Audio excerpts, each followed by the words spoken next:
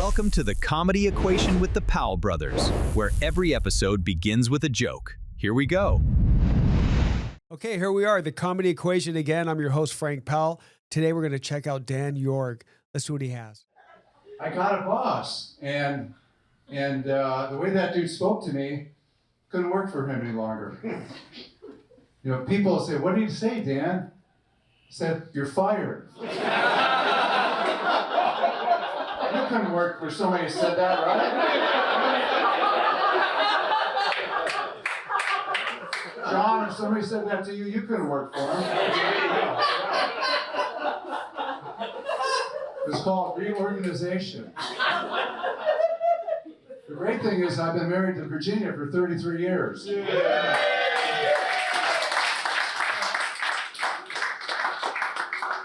I hope I don't come home someday and Virginia says, "I'm doing some reorganizing."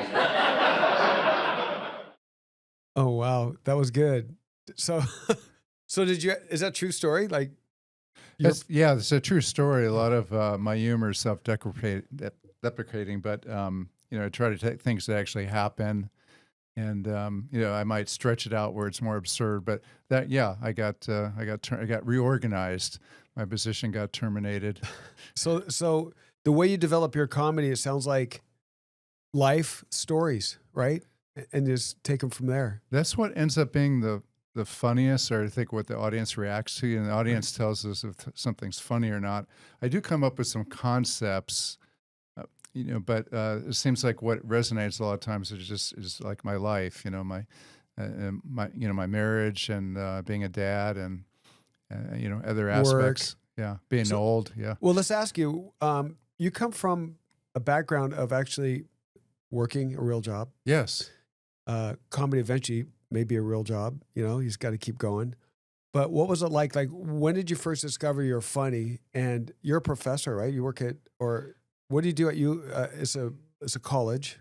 Yeah, I worked at a college as an athletic administrator. Okay. So supervising coaches and support staff and overseeing athletic teams. So when did you realize, hey, I'm funny, I want to jump to comedy? Because that's a weird thing to jump to. Yeah, I just started doing it 2 years ago as a hobby, and had a friend, a much younger friend, that just out of conversation said, "Hey, Dan, me and my friend Ryan, we're going to go do an open mic." And he was just telling me, it wasn't an invitation. I said, "I'll go with you." He's like, "What?" And I went with them. We didn't get chosen to go on because there was more people trying to get on the open mic than there were spots available. But then I realized there's comedy classes. And so I signed up for a comedy class that ends with a showcase, and I had a blast doing it. And I've done a lot of public speaking over the years, so that part was okay, and having a stage presence. But obviously, it's another level when you try to make people laugh. No kidding. I said that to our last guest. It's different when you're an MC for a crowd, and you pop off a couple jokes, and they say, "Hey, that guy was funny." There you go. But to go there and say, you need to make me laugh, and then you're up there to perform, that's where the art comes in. That's like a guy, like grabs a guitar in a band. They want to hear a show. They're there to be entertained. And that must be horrifying. So what made you go up open mic? Like all of a sudden you're just sitting there going, did you have any material, or you just went up there and made it up, or you just... I created some material before I went, like anticipation of it now. But I've always enjoyed stand-up comedy and comedy. I have a dry sense of humor, and there's people that are absolutely shocked that I do stand-up comedy. Like I got together with a college football friend recently, and I said, "Hey, John, I've been doing stand-up comedy for the last 2 years." And his automatic response was, "No way, you'd be the last guy I would expect to be doing comedy." And it surprises a lot of people because I'm very dry. For those in my inner circle or that I worked with very closely, they're not shocked by it because they know your dry sense of humor. Right. Yeah. How about your students? You ever use your humor with them, or do they think you're funny? Oh, I literally got fired, so I'm quote retired now. Okay. But yeah, I would use it with students for sure. That must have been about. Were you shocked, or did you realize I'm probably going to be out of here, or was it a surprise to get fired? It was a surprise. Yeah, it was a So surprise. did that make you? Did that get you depressed, or did it make you motivated to do more comedy or have more time to do other Gave me things? the opportunity to do more comedy. Yeah. And, for sure, working on material, getting on more shows and networking more. You know what I like about watching you is that you're probably a baby boomer, right? Absolutely, yeah. Yeah, and so am I. And there's a lot of people our age that understand our sense of humor. It's almost a different sense of humor now, depending on what you can say, what you can't say. It's very regulated. But there is a huge group of people like me. I'm 63, so in the 60s and 70s and whatever that love your sense of humor because it's our generation. It's like a baby boomer generation of funny things. But it also impacts the younger generation because they go, "Hey, that old guy's funny." You know what I mean? Like he could bring it to the show. My question is this. What was it like when you first got on stage, your first time? Because you've only done it for 2 years. So you go up to the mic and what happens? Did people laugh or boo you or? For a few open mics I did, that open mics aren't a great experience because it's mostly comics and they're just kind of in their own head waiting for their turn. And you have to say something kind of shocking to get their attention. But the first real show I did that was a showcase for the class. I got a really good response, and so that was really motivating to keep going with it. And I did. I definitely have like an older audience that appreciates my humor, but to my pleasant surprise, I've had a lot of young people that like it as well. That's great. It's funny, and there can be a difference in the ages. Not all the time, but I have sometimes I have an opening joke because I am very stoic looking, and I do have kind of serious looking. I'll say some people think I look like a guy that gets upset if you park in front of his house. I am that guy. Yeah. Now, young people find that funny because they can picture that, and they're Right. probably also maybe parking in front of someone's house that gets upset by it.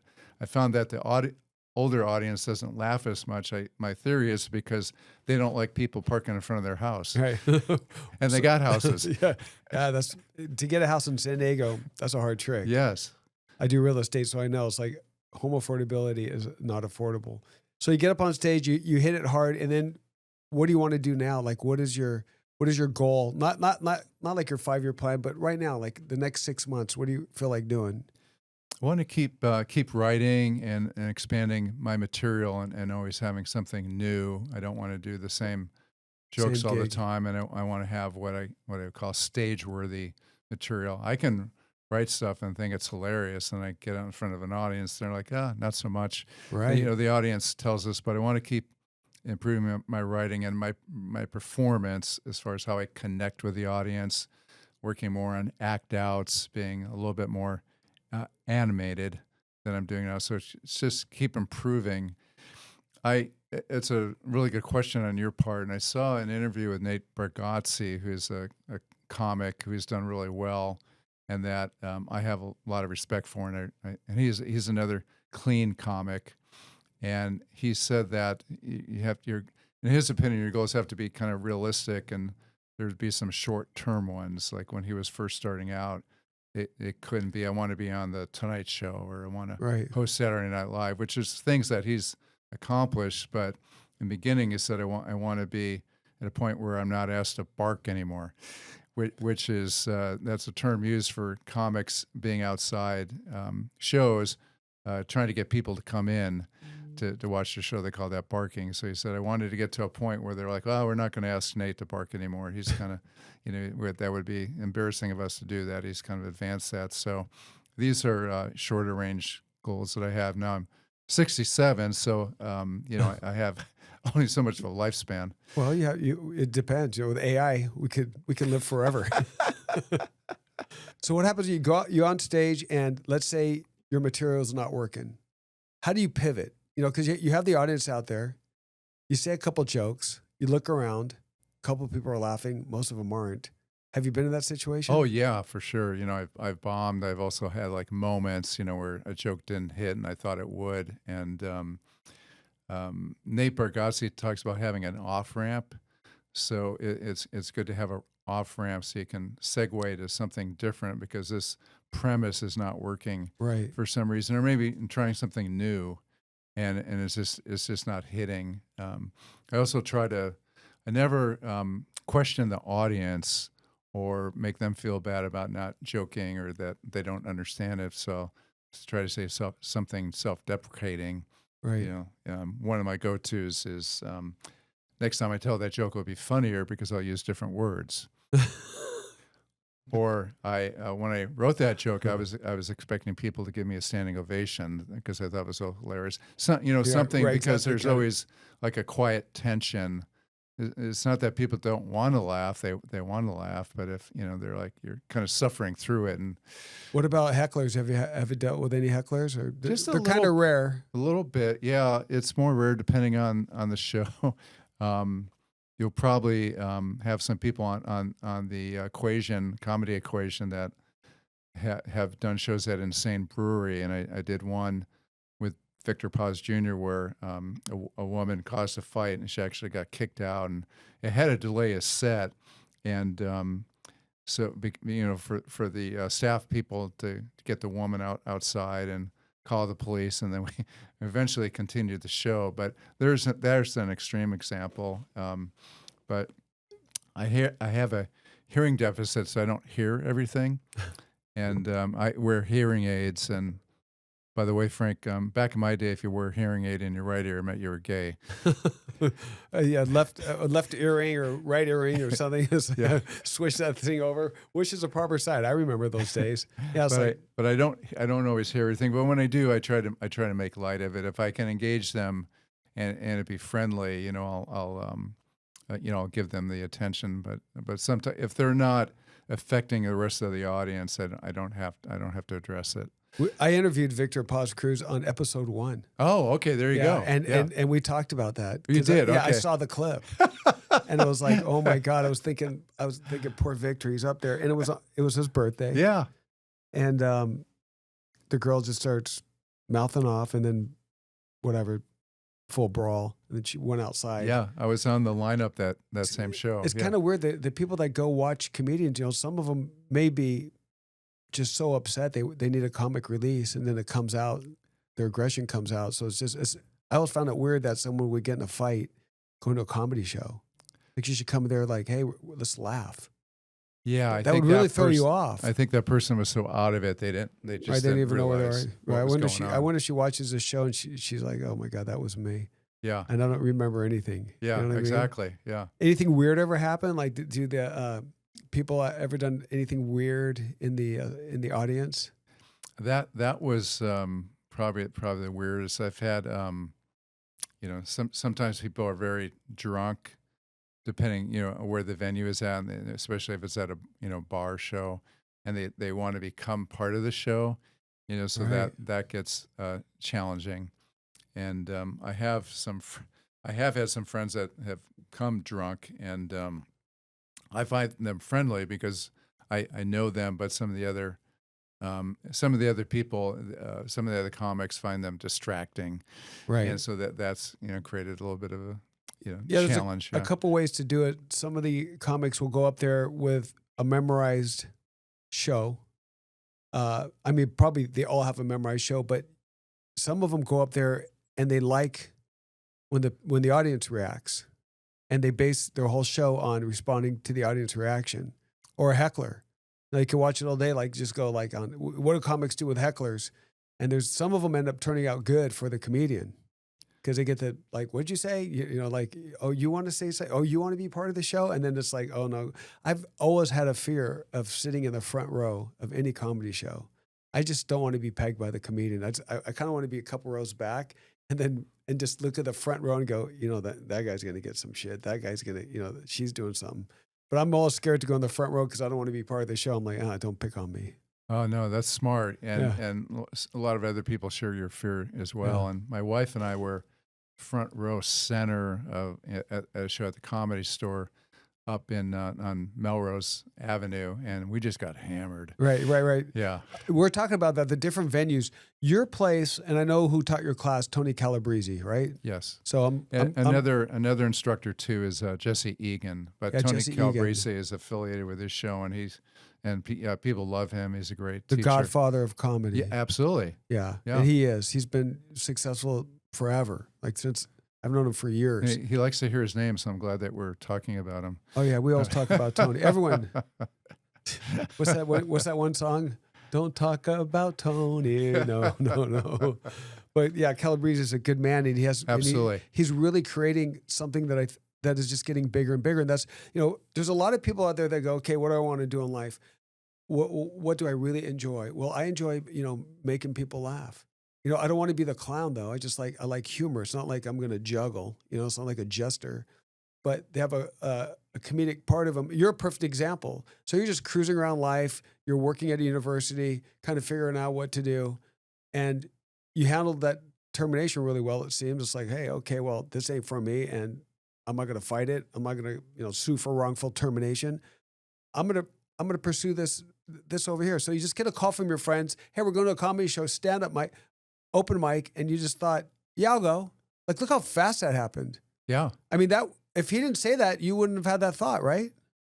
At the moment, correct. Right. Yeah. So that launched you into going in front of people. That guy changed your life. We need to give him a shout out. Who was it? The friend, his name was Hunter Mitchell. Hunter Mitchell. Yeah. Hey, shout out to Hunter Mitchell. Look what you made. Absolutely. You brought him out of getting fired, and now he's a comedian doing really well. So you're at the store. You have a couple people in front of you. What is your adrenaline? Because I want the comedians that watch this show to know that everyone has a certain feeling right before you go up on stage. And it's probably horrifying when you first go up there. So how do you handle the nerves when you're about to go on the mic? Or do you just not care and you're just going to go up there and go, hey, I'm going to go for it? Like, how do you feel right before the show? That's a great question. And so I don't have stage fright. I did have a huge fear of public speaking when I was a younger man and in college, and shortly out of college, like paralyzing, fear. But I had opportunities to work through it well before I got into comedy. So my main fear with comedy now is that people aren't going to laugh. It's not actually going on stage or talking in front of people. It's just like I hope they laugh. And when you get the first laugh, then you can relax a lot. But there's I guess I have a like a spirituality and a faith that I trust that I'm going to be taken care of. That's good. And early, and also that I show God's strength through me, when I'm publicly speaking, no matter what the topic of is comedy or if it's a lecture or something, more serious. But it is a big fear of people, and people get ramped up. But I think, once you get on there, once you start going, do you remember your first laugh? Like when you went up there, you're on the school that you went to has a stage where you perform in front of students. Right. But now you're in an actual comedy venue. Do you remember going up on stage for the first time? Yes, I do. Yeah.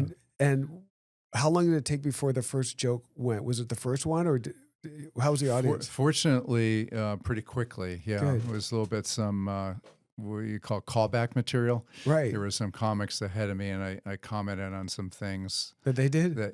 Nice. And so the audience is all sharing that experience, and they could laugh. Right.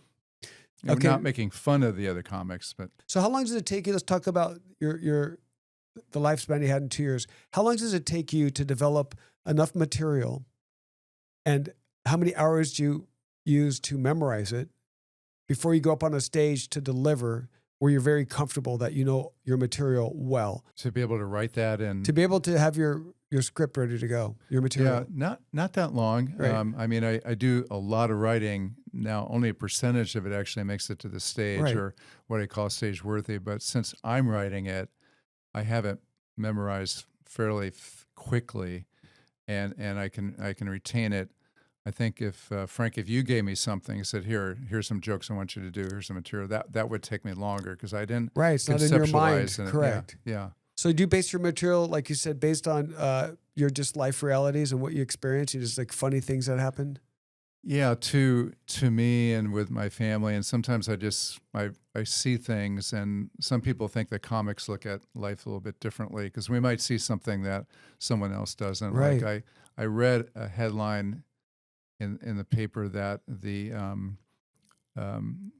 basically the deceased are donating less organs than they used to, and you laughed right away, but that was an actual headline. It was? You know, so yeah, it was like the deceased donating less organs than they used to. So I went on stage and I said, I read this, you know, and what's up with the deceased? Yeah. Why are they negotiating so hard? Yeah.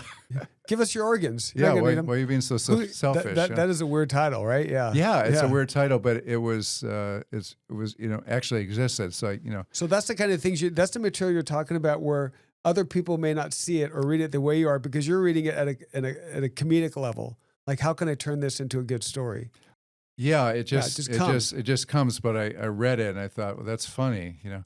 And then and my wife the other day went by a construction site, and the guy with the vest had something on the back that said Safety Week.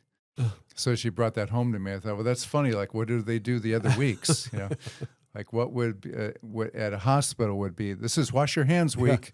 You know, next week's Hazard Week. Hazard Week. Yeah. You're gonna wear your hazmat suits. We're not gonna have next week. It's like, you know, whatever. But clean the floor week. When we talk about ourselves, like it said that no one can steal that because it's right. Our It comes from you. You can't steal that. Yeah. Who inspires you as far as comedians, if anybody? Like you look at a comedian and go, I can do that, or that guy's good. Well, I definitely have a lot of inspiration and a lot of favorites. You know, going back to like a Bob Newhart. Right. I think Stephen Wright is amazing. Bob Newhart is perfect for you. There you go. You're absolutely right. He had that dry sense of humor, very clean. But for years, he had his own show. Yeah. Yeah, and that was dry humor. So you're going to get your own show soon. So it's just, you're going to be. I can totally picture you in a sitcom as, you know, the dad, the sarcastic dad that gives the kids shit and just like makes them look at things at a different perspective. Yeah. You know, you never know. But it's really what I like about you, and the reason I was very interested in meeting you, is you're just living proof that there's no age limit to comedy. What places have you played? Like, where have you worked so far? Well, Mic Drop is my. Your home? Well, I don't know my home. I'd like it to make my home. I like the Mic Drop a lot, and I've had very little experience at the Comedy Store. But I'm very comfortable with the people at the Mic Drop and like what they're about and that venue. I've been to. I think you said next week you're going to have Al Gavi on the show, and so he runs the Comedy Heights show with a woman named Maria Herman, and I used to work with Maria. Did you? Yeah. Yeah, I wow. did a show with her. Okay. And they're every Friday, Saturday. Funny lady. Pardon? She's very funny. Oh, she's hilarious. Yeah, she's hilarious. She's super nice. Yes, all of that. Yeah. She's like a super professional. I did a show with her, and holy crap, she was like, she snatched it into being the producer. She's like, boom, boom, boom, boom. You do this, you do this. She's like, and she was absolutely right. So I've worked with her before. That's great. And I've seen her on stage. Okay. And she has a really cool husband too. Yes. Because she makes fun of him on stage a lot. And the guys always in the audience just like, whatever. Like, at least he's really cool about it. So I watched that interaction too because I knew who the husband was. I'm seeing how he reacts. And she's, you know, oh, let me tell you about this guy. Yeah. And I'm like, okay, I'm going, oh man, he's perfect. They're a perfect couple. Right. So they were strong. Yeah, but Maria Herman's nice. Yeah, so she and Maria did the Comedy Heights show on Friday and Saturday. Right. She organized at the whole thing. Lestat's on Adams Avenue. So that's been kind of a regular go-to for me. Another show is Lazy River Comedy that Jesse Egan does, and it's a weekly show that currently is at North Shore Tavern in Ocean Beach. It had been at the Long Story, but they moved location, so it's every Thursday night now. I'll do that a lot, and then Insane Brewery with Victor Paz Jr. and some other shows at Victor Paz. How many people show up at your events typically? Anywhere from Well, it could be anything from 15 to 400, Wow. depending. I did a show with Tony Calabrese. That's an annual show he does at the Portuguese Hall Right. in San Diego, and I think that was like sold out. And I think that was like 400 people. Sometimes you do a bar show and it's like a bad night, maybe only, 5. dozen. Yeah. The only profession where you actually fail to the top in a way, because you also have to, you bomb to check out your material. So you have to create new material, see what works, what doesn't work. Because you guys always say that we have to see what works and what doesn't work. Well, what doesn't work is when you bomb. So you're always bombing, and you have to start again. Then you bomb a little bit, then you go, okay, that doesn't work. Then you bomb again. So that's why I say, you're failing to the top. You want to do bad so you can adjust your material. In a regular job, you fail, you get fired. You don't get to really come back 2 or 3 times. But this one, you get to keep progressing. That's really interesting. My comedy notes, I title it "Blood in the Water." Right. Yeah, because the sharks. Sharks exactly. And I was taught don't appear vulnerable on stage, or don't appear nervous, or don't let them see you sweat. Because sharks will. Oh, they're there. Yeah.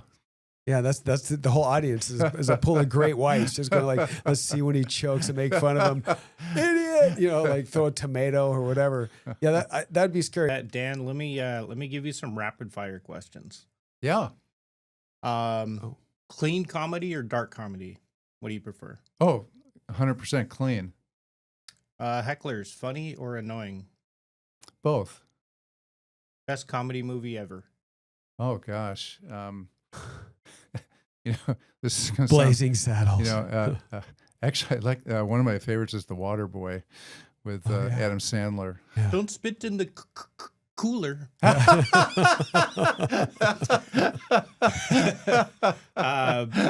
Best comedian alive right now?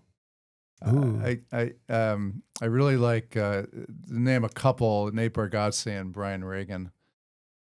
Good questions, huh? Yeah, great questions. So, Frank, what's your favorite comedy movie? I already said it, Blazing Saddles. It was Blazing Saddles. Okay. What other movies I like? I don't know. I like Sebastian. He's one of my favorite comics. Oh yeah, he's great. He's I don't know him, but he's from the same basically the same hometown where I'm at. Yeah. So I was from in Illinois.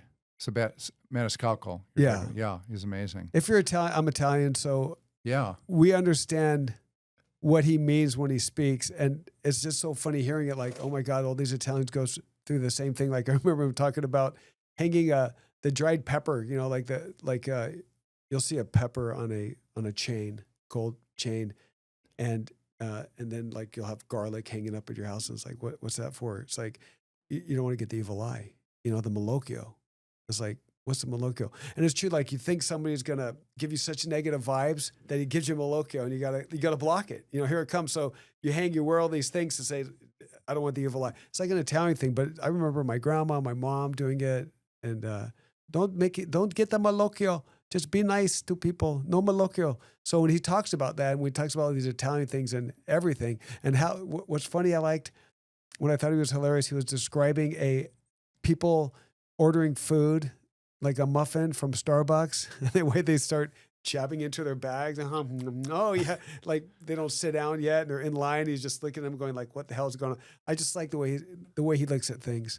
So he's great. Yeah, he's one of my best. They're all good. Like all these comedians are funny. I don't know. Do you do anything for social media? I'm on Instagram. Okay, and so you're a boomer, so you really don't. Just admit it.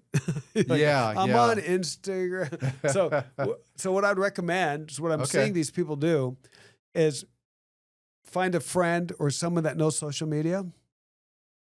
All those TikToks, the little ones. Because we've done shows on here. Take a little clip, 10-second clip, got 1.8 million hits. Wow. And it's just on something that you said that you don't even think's funny. So chop it up and get it out there. It should be part of your program. Okay. And just because no one's going to do it for you. And you could do it with AI and you could figure it out and just start getting it out there. You got the YouTube like we're doing, Instagram, all that stuff. But if you're on it like every week and just do a little thing, hey, I'm here at La Jolla Shores, and say something about whatever, and then send it out, and you will generate a lot of people start following you. Yeah, thank you. So where can we see you next, and how can we get in touch with you other than a possible Instagram? Well, yeah, I do have the Dan Yourg comedy handle on Instagram. Okay, Dan Yourg.